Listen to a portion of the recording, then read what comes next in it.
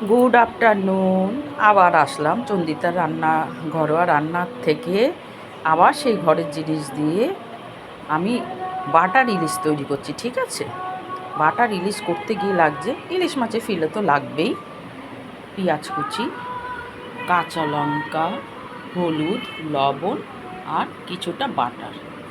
এবার আমি কি করব, কড়াইতে মাছে কেন পুরো বাটার দিয়ে রাঁধলে একদম রিচ হয়ে যাবে, অনেকের তো সুগার থাকে, হাইয়ে থাকে, সেই জন্য আমি একটু সর্ষের তেলও ব্যবহার করছি, যেটাতে মাছটা আমি ফ্রাই করব।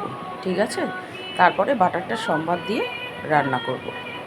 তাহলে চলুন এইবারে রান্নাঘরে বাটারটা আপনার মাছটাকে ভেজে তুলি।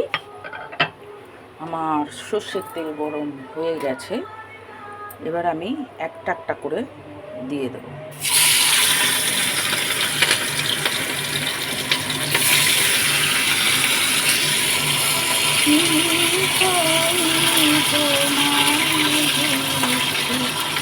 মাছ কিন্তু খুব একটা ভাজবো না, ইলিশ মাছ তো খুব একটা ভাজতে হয় না, জানেনি।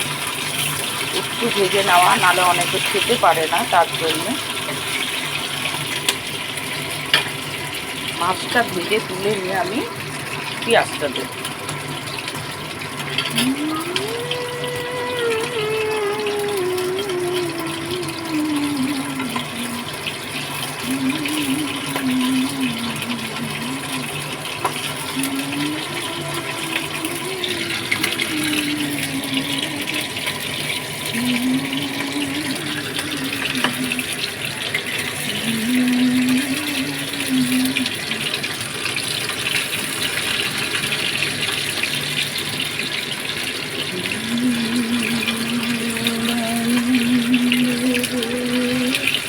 বেশি কিন্তু আমি ভাজলাম না, দেখুন।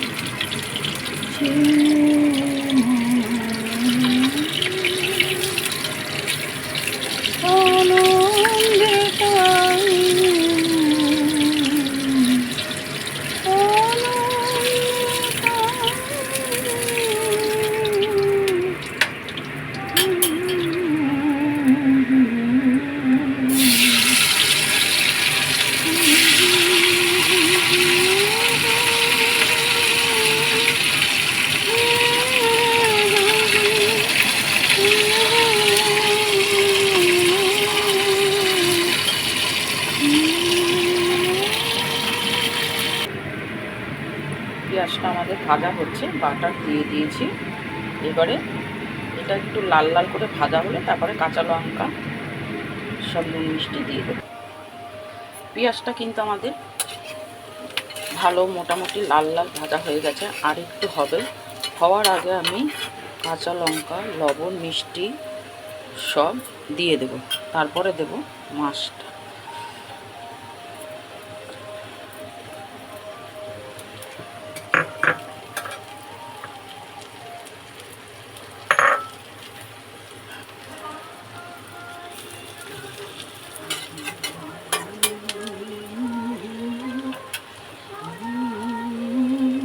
এবারে আমি একটু নাড়িয়ে নিই, তারপরে মাছটাকে দিয়ে দেবো।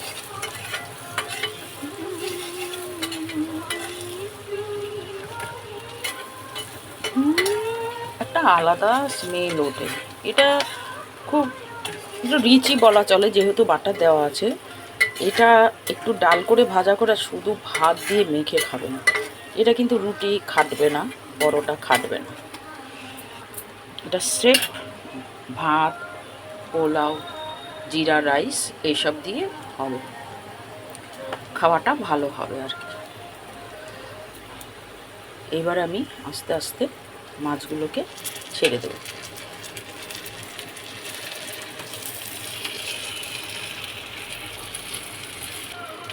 মাছটাকে একটু উল্টিয়ে পাল্টিয়ে দিয়েছি, এবারে একটু সামান্য জল দিয়ে দেব।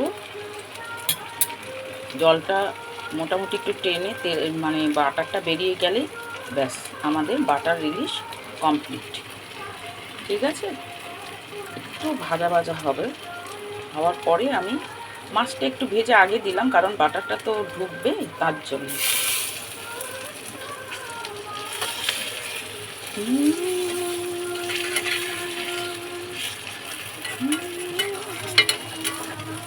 পেঁয়াজ ভাজা মাছের গন্ধ, বাটারের গন্ধ বেরিয়ে গেছে। এবার আমি সামান্য জল দিয়ে দেব। এটা কিন্তু কিচ্ছু লাগে না, কিন্তু তথাপি রিচ।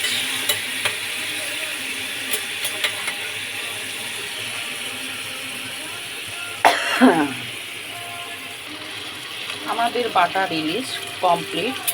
এবার আমি গ্যাসটা নিভিয়ে দিচ্ছি, তারপরে আমি ঢেলে ফেলছি। ঠিক আছে, দেখুন পুরো শুকিয়ে কিন্তু তেলটা বেরিয়ে গেছে, একটু জলটা যে দিয়েছে। সব কিছু একটু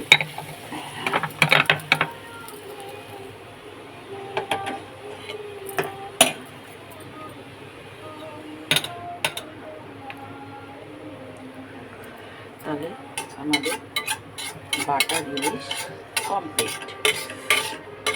কী কী করতে লেগেছে তা তো জানি, একটু দেখবেন দয়া করে, সাবস্ক্রাইব করবেন, লাইক কমেন্ট করবেন। এসব না করুন, কিন্তু ভ্যারাইটি রান্না একটু করে তো খেতে ভালো লাগে, সেটা করে খাবেন। এগুলো সমস্ত ঘরোয়া, আজকাল সব কিছু এইটুকু সবার আশা করি ঘরের মধ্যে থাকে। ইলিশ মাছের ঝোল, ইলিশ মাছের কালো জিরা বাটা দিয়ে সব কিছু আমরা সবসময় খেয়েছি, কিন্তু বাটার ইলিশটা একটু খেয়ে দেখবেন। সবাই ভালো থাকবেন, সবাইকে ভালো রাখবেন। আমার ওই যে শখে রান্না করি, চন্দিতা ঘরোয়া রান্নার থেকে বলছি, দেখবেন সবাই ভালো থাকবেন, সুখে থাকবেন। রাখছি, গুড আফটারনুন।